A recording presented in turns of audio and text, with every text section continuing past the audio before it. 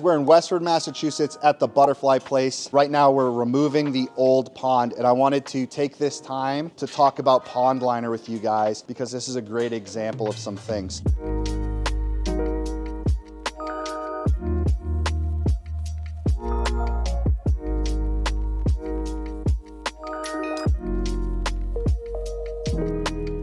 We're doing all of this work because the pond was kind of falling apart and it was leaking. And if you take a close look, it's kind of easy to tell why. There are holes and cracks everywhere, and that's because of the type of liner that was used to build this pond. This is a PVC liner. It's really inexpensive. You can find it all over the internet. Some big box stores carry it and call it pond liner. When you buy it, it's really pliable. It unfolds easy.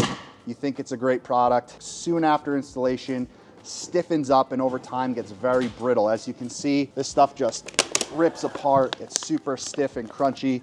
There's holes everywhere. There's roots growing through it. In my opinion, this is a terrible product. If you want to build a pond really cheap, but you don't care if it lasts long at all, this might be for you. But if you want to put all that hard work into building a pond, you probably want it to last. So I would not recommend this stuff at all. This is a piece of the liner that they use for the waterfall. This is more along the lines of what you want to use. This is a rubber pond liner. This one's really thin. I haven't seen it this thin before. What we use is a 45 mil EPDM fish safe pond liner. Now this stuff might look a lot like rubber roofing liner to you, and essentially it is almost the same product. Typically they're made by the same manufacturer that'll make a product like that, but they have a separate line that's specific for ponds and water features. A roofing liner is going to have tons of harmful chemicals in there, algicides and stuff, to prevent mold and algae and stuff from growing on your roof. Now that stuff you don't want in your ecosystem because it's toxic. It's going to disrupt the ecosystem, it's going to hurt the aquatic plants, and it's going to essentially kill your fish and wildlife.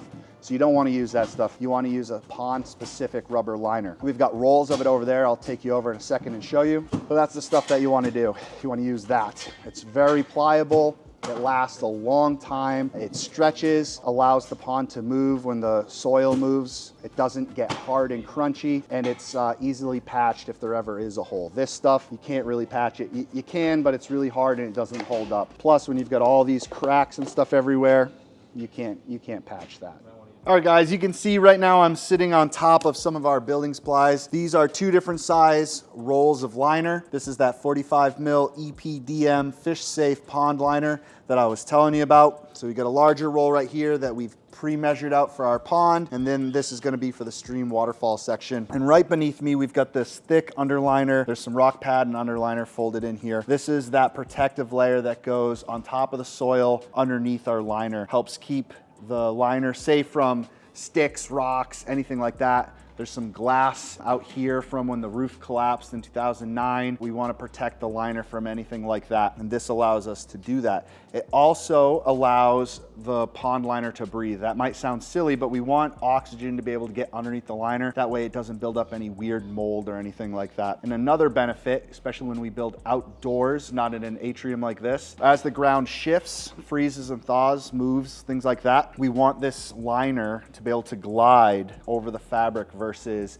just having the liner directly on the ground where it might get hung up on some rocks and rip. So it's multi-purpose. And if you guys are wondering, can I get my own liner for my own project? Absolutely you can. I'd recommend you go straight to the manufacturer, or you find a aquascape retailer or distributor in your area and buy from them. That way you know you're getting the right product. We buy everything in bulk. We've got, like, this roll originally was a 20 by 50 foot roll, and that's way more than most homeowners are gonna need. But because we're doing all these custom projects, we don't know exactly how big we're gonna want our liner. We buy it in huge rolls, very long lengths. That way we can cut what we need when we need it. If you wanted to buy a DIY pond builder's kit, let's say you want to do an 8 by 10 pond, it's going to come with the correct size piece of liner for your project already cut, the underliner already cut, and all the components you need to make that pond. Everything but the hard work and the rocks and water. That's how we do it. If you got any questions, let me know. All right, fellow pond lovers, check it out. We've got our brand new 45 mil EPDM rubber pond liner in place. We ripped out that old pond, got rid of that brittle, leaking, breaking, cracking, PVC liner and put in a proper pond liner. As you can see, it conforms to all of our shelves. Now this is a 11 by 13 foot ecosystem pond. It's 24 inches deep. So we decided to use a 20 by 19 foot piece of liner. That way we've got plenty of extra on the sides for edging. It's not wasteful. It's definitely necessary. You don't want the liner to be too short. So we always oversize it a little bit, give us some play, some wiggle room. This stuff, once the pond is rocked in, this can last for, we don't even know how long. There's ponds that have been in the ground for over 30 years with no issues whatsoever. So we're not even sure how long this stuff will last up. It could be forever. With that said, there's no harmful chemicals in this liner. It's rated for aquatic life, fish and plants, things like that, and it's ready to go. We're gonna put down a little layer of protective padding, and then we're gonna start rocking this thing out, and then you won't even know there's a liner down here. So hopefully this video on liner was helpful for you. If you're gonna do a project yourself, or you're just gathering information because someone's gonna build a pond for you and you wanna make sure it's being done right, hopefully this is good information. As you can see, we've got our protective fabric down on top of our rubber liner. We've already started rocking, so it's all part of the process. Just make sure you get the right liner in there because that's the foundation for success for your water feature.